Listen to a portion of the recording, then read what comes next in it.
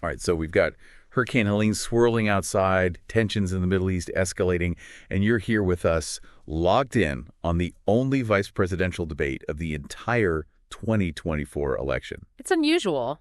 It is.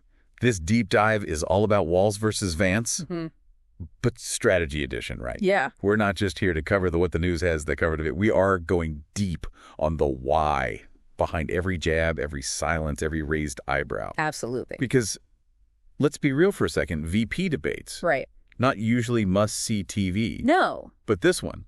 This one's different. This one's different. Why? Why? Why is that? This election is down to the wire. Every single vote in those battleground states, Michigan, Pennsylvania, Wisconsin, could come down to this debate. To our last shot. Okay. Last shot to win over voters before Election Day. High stakes. Okay, so contender number one, JD Vance. Okay, let's paint a picture here. Marine. Wrote Hillbilly Elegy, which, if you don't know, look it up. Fascinating book. Did the whole Silicon Valley thing. Yeah. And now, all in on Trumpism, even though, get this, he used to be a huge critic. Right. What? He did. Talk about a plot twist. It's a head scratcher. I mean, did he have a genuine change of heart? Was this some, like, five-dimensional chess move years in the making? Right. I mean, we're going to have to see how this plays out on the debate stage. It was Tim Walz. Wait. Classic underdog story. Teacher, football coach. Just your average relatable guy, right? Yeah, yeah. But remember that weird comment he made that went viral? I mean, talk about not being afraid to speak his mind, but then crickets. Like, he's been awfully quiet since being named the VP pick. What do you think? Playing it safe, or is there a strategy here? You know, they say sometimes the quiet ones are the most dangerous. Oh.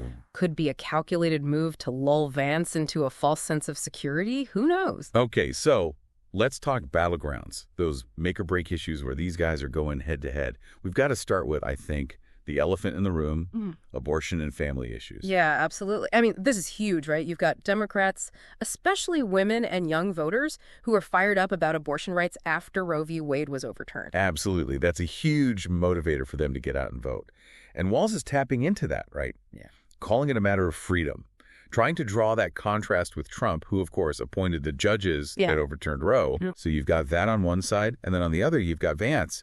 He's pushing policies that he says would encourage people to have more kids. But then he's also calling Walz extreme on abortion. Right. And, you know, I can't not bring up that whole childless cat lady's comment from Vance. Yeah. I mean, talk about a soundbite that backfired. I mean, it definitely played to a specific audience, but it rubbed a lot of people the wrong way. Do you think it was a calculated risk, or did he just totally misjudge the room? I mean, it's hard to say, right? Yeah. But it definitely put him in hot water. It did. But, you know, we have to look at both sides, right? Absolutely. Walz signed a law allowing abortions later in pregnancy, which Republicans are using to paint him as radical. So, I mean, it's a complex issue. Yeah. And both sides are using it to energize their bases. Absolutely. And, you know, just to be clear, we're laying out the facts here at the deep dive. Right. We're not taking sides. Exactly. But beyond the abortion debate, you know Vance is going to hit those classic Trump talking points. Yeah. The economy, immigration, crime. Right. Those are always winners with Trump's base. Absolutely. Expect Vance to really hammer those points home, especially immigration.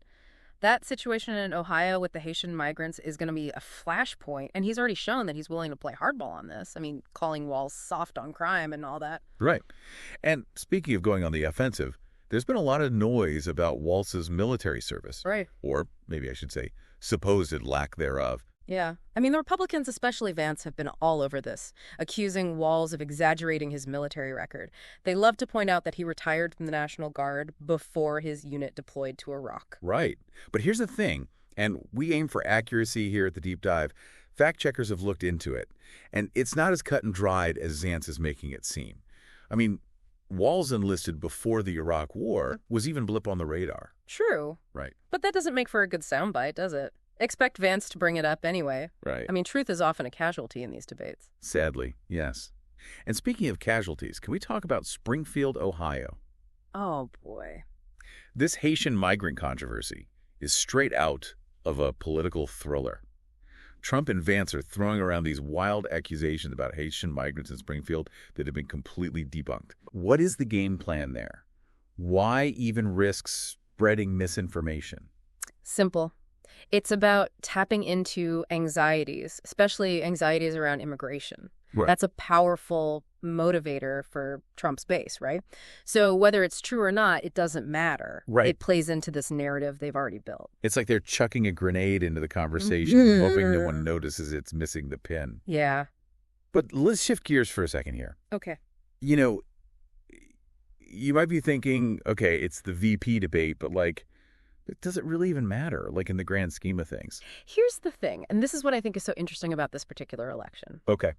The role of the VP has, I think, never been more important. Right. I mean, think about it. We have a president who's breaking age records, right? And so that puts the VP in a much more prominent position, potentially. So it's not just about being a heartbeat away anymore. Exactly. Wow. Right. Exactly. The VP is a key advisor, a policy influencer. They're often the public face of the administration. Right. They are in the room where it happens, shaping the agenda behind the scenes. This isn't your grandmother's vice presidency. This is a big deal. And let's not forget, Vance and Walz are both relatively young for this game. That's right. So, if their side wins, they could be contenders for the top job down the road. Absolutely. I mean, this debate is an audition for their own presidential ambitions. Oh, wow. This is a chance to make a name for themselves on the national stage. Okay, so high stakes, big implications for the future. Huge. Let's talk strategy. What do these guys need to do to own the night? What should we be watching for? Okay, so for Vance, I think it's all about walking this tightrope, right? Yeah.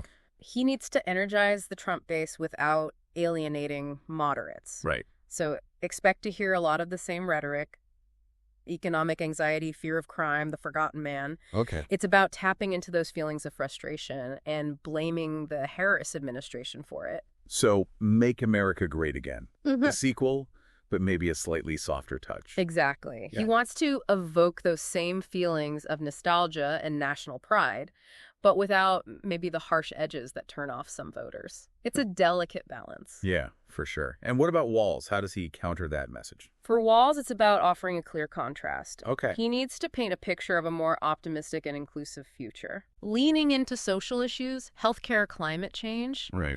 Those are all winners for Democrats, especially with younger and female voters. So while Vance is trying to win back the Rust Belt, Walz is courting the soccer moms and the Gen Z crowd. Precisely. Okay. He needs to make the case that the Harris-Walz ticket represents a break from the chaos and the division of the Trump years. Right. And let's not forget about those wild cards, those X factors that could totally shake things up. Oh, yeah. We talk about Walz laying low, but what if that's all part of the plan? Right. What if he's been studying up this whole time, ready to unleash spicy Walz on an unsuspecting JD Vance?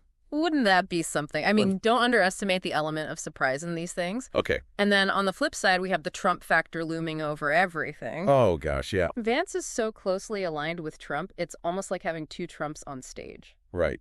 Will he try to make this a referendum on Trump's legacy rather than his own qualifications? Yeah, that's the million-dollar question, right?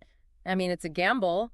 Right. It could fire up the base, but it could also backfire and alienate those moderate voters he needs to win over. So much strategy at play here. Yeah.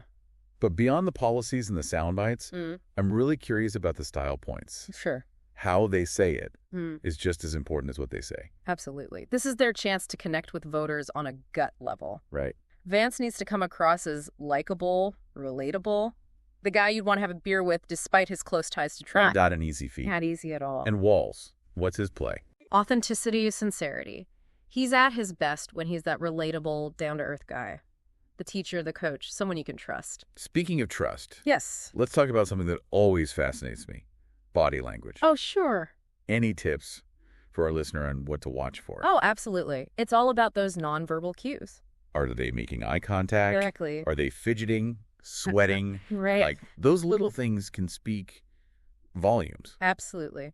A subtle eye roll, a nervous cough. Sometimes it's the things they don't say that speak the loudest. It's so true. And don't forget about the post-debate spin. Oh, right. The media is going to be dissecting every word, every gesture. Right. They'll be looking for those gotcha moments, those narrative-defining sound bites. So it's like a whole other debate is happening in the media, shaping how we perceive these candidates even after the cameras are off. Totally. It's all part of the game. Wow. But at the end of the day, it comes down to each individual voter. Right. Who do they trust? which vision for the country really resonates with them. Which brings us back to the heart of this deep dive. Yeah. Why should our listener care about a debate happening thousands of miles away, probably while they're stuck in traffic or trying to get dinner on the table? This isn't just about Walz and Vance. Right. This is about two fundamentally different visions for America. Two paths for this country to take. A tale of two futures. Exactly.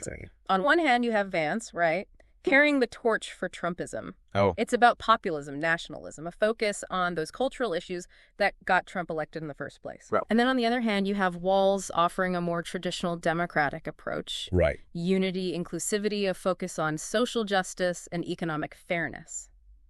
So it's a stark choice. It is. And it's not just about the next 4 years, is it? No. It's about the kind of country we want to be, the kind of future we want to build. That's exactly right. Okay, so before we send our listener off into the world armed with all this insider knowledge, Yeah. any final words of wisdom? What's the key takeaway here?